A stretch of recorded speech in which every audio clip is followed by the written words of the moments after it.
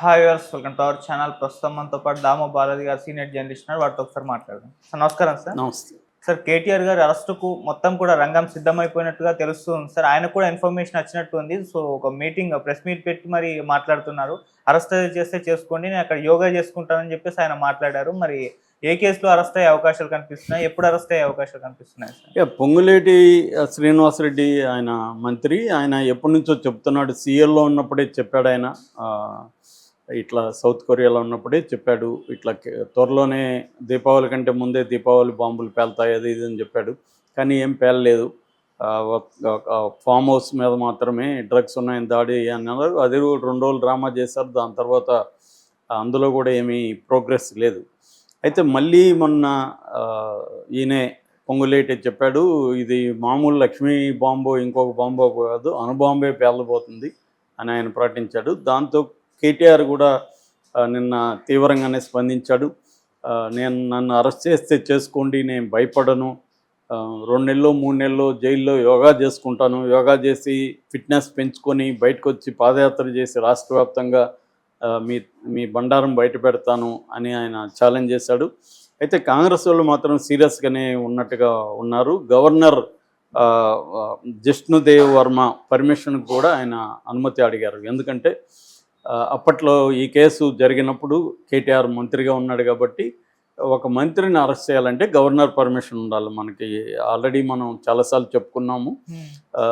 PCA act అంటే prevention of corruption act 17A section. Chandrababu arrest అప్పుడు ఈ సెక్షన్ గురించి అందరూ మాట్లాడుకున్నారు.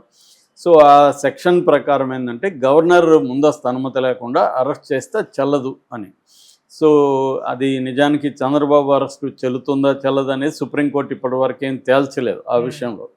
అది అలాగే పెండింగ్లోనే ఉంది. 17A వర్తిస్తుందా లేదనేది ఇప్పటివరకు సుప్రీంకోర్టు దాన్ని తేల్చి చెప్పలేదు. ఏదేమైనా వీళ్ళు జాగ్రత్తగా చంద్రబాబు అనుభవం గుర్తుపెట్టుకొని దాని బేస్ మీద రేపొద్దున్న కేటీఆర్ కూడా కోర్టులో వెళ్తాడు కాబట్టి ముందస్తుగా గవర్నర్ పర్మిషన్ తీసుకుంటే స్ట్రాంగ్గా కేసీఆర్ని జైల్లో పెట్టచ్చు, త్వరగా బయటికి రానికుండా చూసుకోవచ్చు అన్న ఒక వ్యూహం అయితే రేవంత్ రెడ్డి ప్రభుత్వం చేస్తుంది. అందుకని గవర్నర్ పర్మిషన్ కూడా అడిగింది. ఇక ఏ కేసు అంటే బేసిక్గా మనం ఆల్రెడీ చెప్పుకున్నాం ఇంతకుముందు, ఫార్ములా ఈ రేస్ కేసు.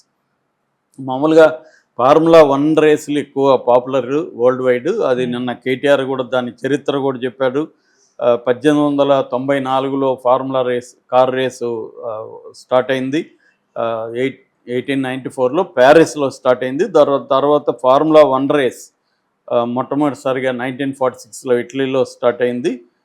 ఈవెన్ యూపీఏ ప్రభుత్వం ఉన్నప్పుడు 2011లో అక్కడ నోయిడాలో, అంటే ఉత్తరప్రదేశ్కి సంబంధించిన నోయిడాలో మాయావతి ప్రభుత్వ ఆధ్వర్యంలో 1700 కోట్లు ఖర్చు పెట్టి చేశారు.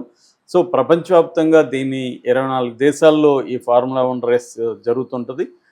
నిజానికి సియోలు, కేప్ టౌను, జోహాన్స్బర్గు ఇలాంటి పోటీ పడినా కూడా మనం తెచ్చుకోగలిగాము ఫస్ట్ టైం ఇండియాకి. అయితే ఫార్ములా 1 రేస్ తెచ్చుకోవడం అనేది చాలా చాలా డిఫికల్ట్ కాబట్టి మేము ఫార్ములా ఈ రేస్ తెచ్చుకున్నాం. ఫార్ములా ఈ రేస్ అంటే ఎలక్ట్రానిక్ వెహికల్స్ పాల్గొనే రేసు. ఇది కూడా మేము ఖర్చు పెట్టింది HMDA తరఫున కేవలం 55 కోట్లే, అంతకంటే మేము ఖర్చు పెట్టలేదు. ఇది 3 కంపెనీలతో కలిసింది. గ్రీన్కో ఒకటి, HMDA ఒకటి, తర్వాత ఫార్ములా 1 FI అంటారు, ఈ ఫార్ములా 1 కేసు కంపెనీ ఒకటి. 3 కంపెనీలు చేసాం. బట్ గ్రీన్ కో వెళ్ళిపోయింది. దానివల్ల మనకి లాభం లేదు, నష్టం లేదు. ఎందుకంటే మనమేమి గ్రీన్ కోకి డబ్బులు ఇవ్వలేదు, వాళ్ళు దీంట్లో డబ్బులు పెట్టలేదు, కాబట్టి ఇబ్బంది లేదు. మేము ప్రధానంగా దీన్ని ఎందుకు తీస్తామంటే హైదరాబాద్ బ్రాండ్ ఇమేజ్ పెంచాలి. ఒకప్పుడు జినోమ్ వ్యాలీ ఏర్పాటు చేయడం వల్ల మనకి వ్యాక్సిన్ క్యాపిటల్గా హైదరాబాద్ నిలిచింది. అలాగే మేము ఈ ఫార్ములా ఈ రేస్ని కండక్ట్ చేయడం ద్వారా ఈ ఎలక్ట్రానిక్ వెహికల్ హబ్గా హైదరాబాద్ను మార్చాలనే ప్లాన్ చేసాము. నిజానికి ఇది దాదాపు 49 కోట్ల మంది ఈ కార్ రేస్ని చూసినట్టుగా లెక్కలు ఉన్నాయి. 49 ప్రపంచవ్యాప్తంగా దీన్ని చూస్తారు, 49 కోట్లు చూస్తారు. సో మా ఉద్దేశం ఏమంటే హైదరాబాద్ని దీని ద్వారా ఒక వరల్డ్ మ్యాప్లో ఈవీ దీంట్లో చేర్చాలని. అందువల్ల మనకి మేము పెట్టింది 55 కోట్లు, కానీ 700 కోట్ల సరిపోయే పెట్టుబడులు ఈవీ రంగంలోకి వచ్చాయి. దాని తర్వాత కూడా అనేక కంపెనీలు ఈవీలో పెట్టుబడులు పెట్టడానికి వచ్చాయి. ఫ్యూచర్లో ఈవీ బాగా డెవలప్ అవ్వబోతుంది. ఇది మేము ప్లాన్ చేసుకొని చేసాము. మనం పెట్టింది 55 కోట్లు, దానికి కూడా అన్ని లెక్కలు ఉన్నాయి.